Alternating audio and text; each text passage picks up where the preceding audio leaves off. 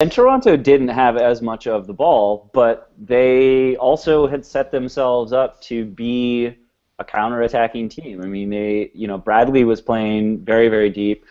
A lot of their midfield was sitting back, and Defoe, especially in the second half, it worked when they could get the ball and press up really quickly and get the ball to Defoe. But when they stopped doing that as much in the second half, Defoe looked really neutralized. I mean, he was up all alone without anybody to play off of and anybody to distract the two center backs from him, and he looked kind of lost out there. So statistically, if you have more possession, you're going to be able to put together more shots. Now that's not always the case, obviously there's some that can go against you. When you have a franchise-tying highest fouls suffered for a second week in a row, it can be tough to get that flow going for sure. Yeah, there was a lot of tactical fouling in that game. Like Jackson stayed on the field. How did he walk out without a yellow? Good God! The persistent fouls. There were 3 separate 5-foul players on Toronto that all walked away without a yellow card, and hard tactical fouls. I know that sounds homeristic, but man, it was definitely frustrating to watch that aspect of the game. Now, obviously, Bradley had a great game, and Defoe took chances, took opportunities where he got them. And so I don't want to take anything away from Toronto as far as how the game ended. They absolutely deserved that win. But man, that's tough after having the exact same thing happen with Kansas City the week before, where it was just hard challenges, tactical fouls. The stat's been thrown out in our MLS that from the first game that he played in, Clint Dempsey is the most fouled player by a decent margin. Yeah. And it's tough, man. That's hard to watch. It is. So, are you saying we might need to look at getting some replacements for the referees? Oh, this is good. That's about as good of a segue as you can ask for. I still got it. Yes, I do believe that. So it sounds like we finally reached a deal to get Ricardo Salazar back on that field. And it didn't even take a touchdown Seahawks thing, or touchdown Sounders, or whatever. Well, I mean, what about the? Wasn't there a lot of talk about the PK over the weekend that might have been the big marquee call?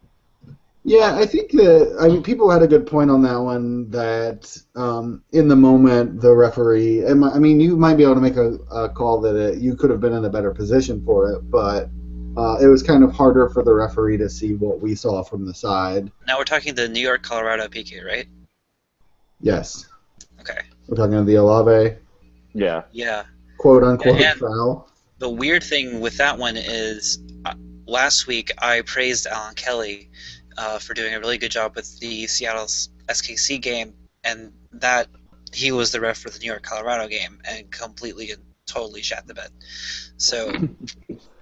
Because I'll say that he was. I mean, if you're straight on from that, you don't see.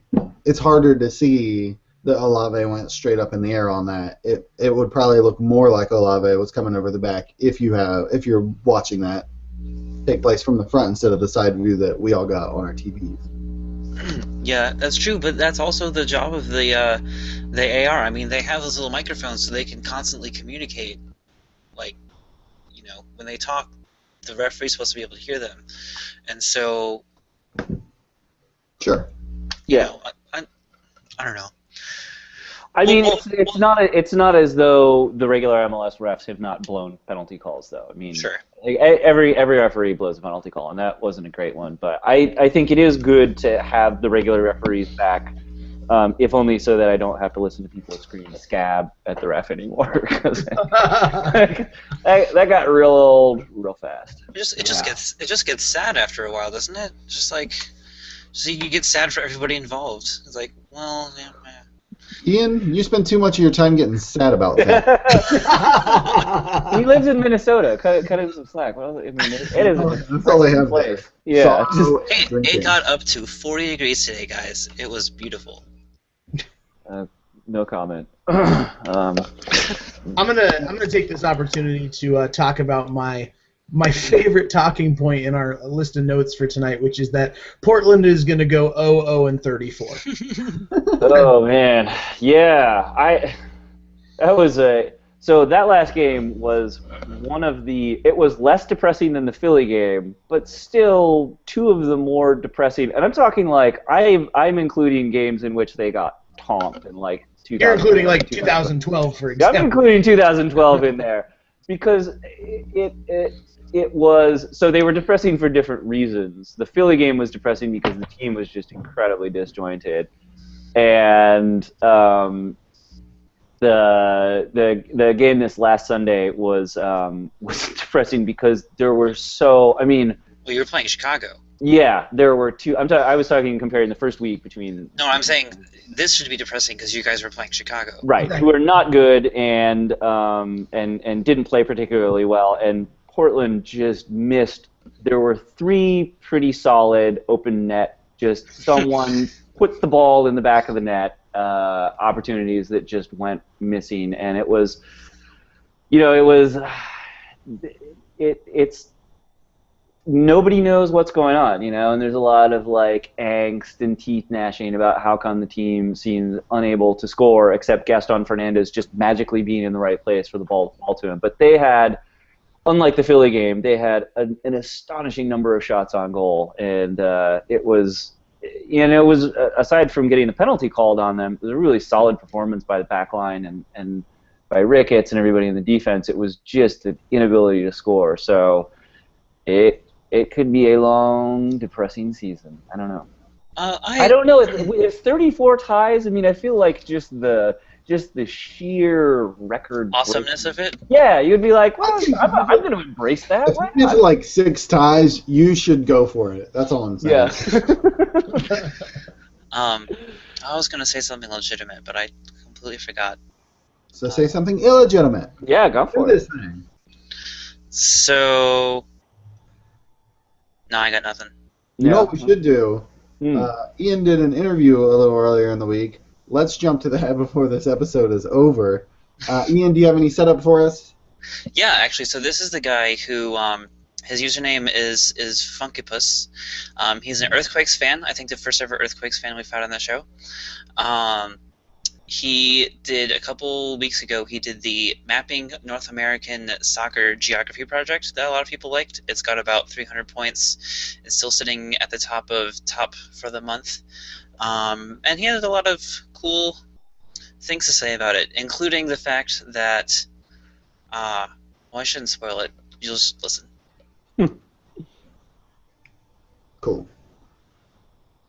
That's that. What else do we still have? Is that pretty much it? Maybe. Some bold predictions? Yeah, let's do it. Oh, and the thing that I did not want to spoil that he's going to talk about is that when he posted it to our soccer, he got banned from our soccer. Wow. Why? Why? Banned? He got banned from posting to our soccer. There's like one thing would be did he like fight them on it or something? Like I would No. get if they just like Well, I didn't knocked out press. the one article, but why would you like if you post one thing, you shouldn't get banned. Yeah. No, I know, and we talked about it. It's like, it's. I know there are like some of the bigger subreddits, like our NFL and our soccer, are a little bit more stringent about posting your own shit. But still, though, isn't that the kind of the point? If you have something awesome to post, So, anyway, point is. Yeah, I mean, it's not like people don't randomly post all kinds of obnoxious GIFs and other crap that they've generated themselves, YouTube pages and stuff like that. Speculum fight. Yeah, I mean, not even on our MLS. I mean, on our soccer. It's just a. Hey, I've seen a Speculum fight comment like 3 times. Should we do a lead back in from your interview? Oh, yeah, that's what Chris is here for. Chris. And we're back. What a great interview. Well done. Interview. We definitely all knew what was said in it, other than Ian, and we agree and disagree with things accordingly. Look forward to listening to it.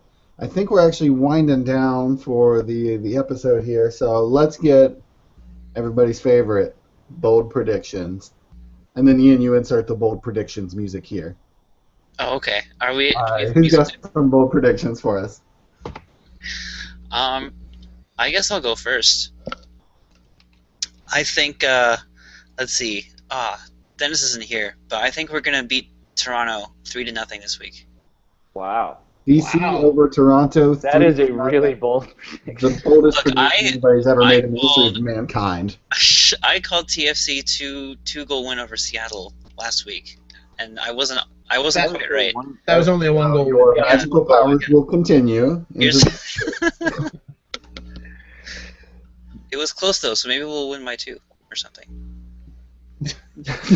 All right. All right, possible. That prediction is watering down as we speak. Yeah. Josh, what do you got? Bold prediction. I am going to go for Sporting Kansas City, San Jose being a 4-4 game that the Quakes tie in the 98th minute. I feel like they're just gonna be like sad though. What do you Yeah. mean? They, Ian wants people to be sad along with him. I mean, they're both coming back from Mexico. They'll just be like, oh, it'll be no, like, no. They're gonna come back and they're gonna be like, we're gonna show them how we do it here in America. Long ball, hard tactical fouls. Lots of just it's a little bit funny. Shoot them in the air and Yeah. then get some goals. No defending, just whatever. You know, Bernardez is going to be playing at striker. Just go for it. They're going to be driving guitar riffs through the entire game. Yeah. I'm going to make a suggestion for you here, Josh, to modify it with your 4-4. I'd like to see that because each team receives an early red. Oh, nice. With the tactical fouls and the hard back and forth, and they're both sad from the week. You Yeah. know, I see Get them 2 early reds, and we play 85 minutes of 10 on 10. Yeah. Who gets that's sent good. off? Who gets sent off? Miraculously, not well- Lenhart again. Just Somehow. it's somehow you look and you're like, how is this? I mean, it goes Why without would you saying send that. Linhart, the darling of the league, off? Well, it goes without saying that Colin's gonna get sent off, right? Yeah, I'll go Okay. for Colin and man, it would be great if it wasn't even like for fouls too. They just got red carded for like lipping off to the like they just red card Wondolowski. And everybody's like, what? Have you not been watching this game? Like he's the least aggressive player out here. And the ref's like, nope, he's off. I'm going to say in the tradition from last year of Marcus Hahnemann as the backup keeper getting a red from the bench, I'm going to say we see Gernenbaum get sent off. There it is. Ooh, nice. So that doesn't. What happens if you? I mean, if you get a red on the bench, it's just You're like, sent. He kicked him. He kicked him out of the building. But then what happens like for the game though? It doesn't affect the game, really. That's. Yeah. Ooh, try again. I think they should send off JJ Koval, who everybody loves right now. What if we red card the entire bench? Then technically it doesn't. Okay, I'm going to modify it. We're going to modify our bold predictions once again. I'm going to say that Cronenberg gets sent off, and Gernenbaum then gets sent off for arguing it. Ooh. So then Wando plays keeper. Wait, for Kansas City? Oh shit! Yeah. What? This is getting worse and worse. Yeah, hey, just, Ian, edit this Not out. Edit this out. Pete Yeah, needs this this is to go. prediction. I This need is a very bold prediction that Wando plays keeper. Yeah. For Okay. Kansas City, yeah. All No, right. is, So that, then, is that your prediction? What do you got?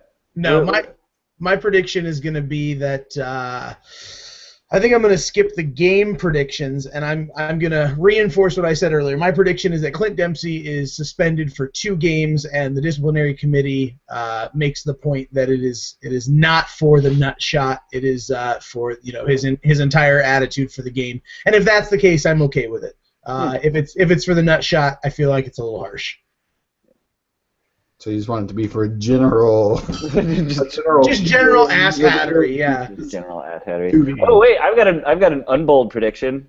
Portland to tie in Colorado.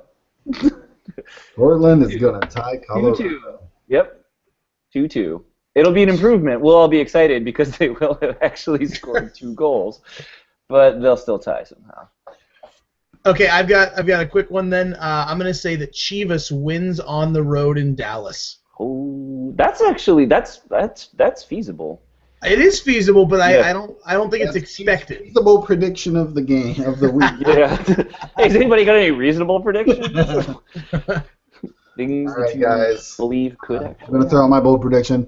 Having watched the last few matches, I think that we're going to see. My bold prediction is that we will see Philly amongst the top offenses in the league by the end of the year. I think that they've put something special together there, and I also predict that Columbus will still beat them this weekend.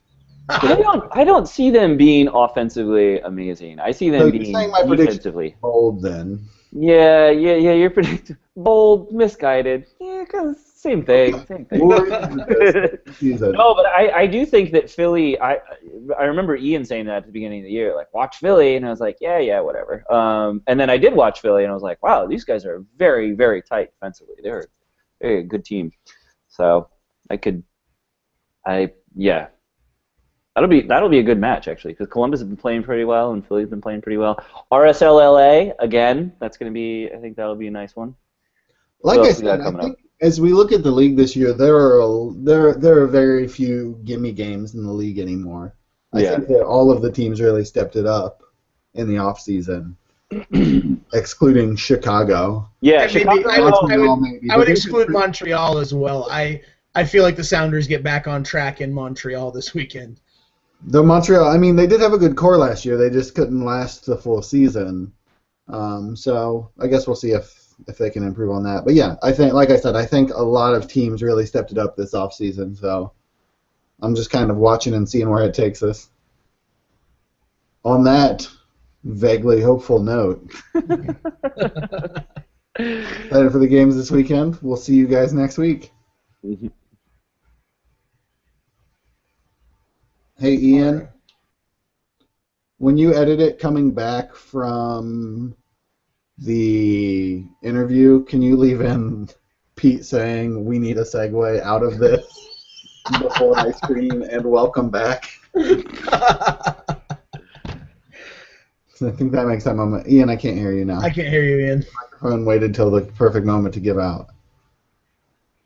Also, let's go ahead and remove my prediction from Which the one? Wando. You just want that out because you forgot who the goalie for. You got the goalies mixed up. I think Wando playing goal is a very, very bold prediction. For the wrong team. For the wrong team, yeah. Like, really, really Now, bold. the real question is this hard in it, or is he secretly just pretending to be the goalie until he can get a goal out of the deal? Yeah, the goal. He just owned goals a couple times. Like, I got this. oh, whoops. And I'm like, oh, I see. Boosting those stats. I think as soon as Greenbaum gets put in SKC, he's going to stay in. I think that if he weren't on the bench, I would have included him in our top 5 goalkeeper talk last week. I should stop the broadcast, is what I should do. Yes. Yeah, but his numbers in Columbus over the past 2 seasons